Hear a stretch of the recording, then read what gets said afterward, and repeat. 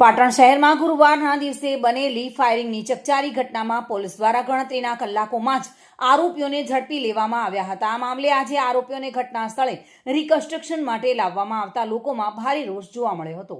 પાટણ શહેરમાં બનેલી ફાયરિંગની ઘટનાને લઈને શહેરમાં ભારે રોષનો માહોલ જોવા મળી રહ્યો છે. પોલીસે ઝડપાયેલા આરોપીઓને આજે ઘટના સ્થળે રિકન્સ્ટ્રક્શન માટે લવાયા હતા.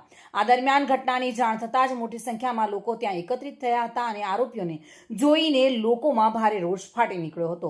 સ્થળ પર જ પબ્લિકનો મારો જોવા મળ્યો હતો. ઘટનાને લઈને શહેરના નાગરિકોમાં ભારે આક્રોશ જોવા મળી રહ્યો છે અને લોકો દ્વારા આ ઘટનાની નિંદા કરવામાં આવી રહી છે. સાથે જ આરોપીઓને કડક સજા આપવા માટે માંગ ઉઠી રહી છે. જોકે હાલ સમગ્ર મામલે પોલીસ દ્વારા વધુ તપાસ હાથ ધરવામાં આવી છે, જ્યારે શહેરમાં બનેલી આ ઘટનાને લઈને લોકોમાં હજુ પણ રોષનો માહોલ યથાવત જોવા મળી રહ્યો છે.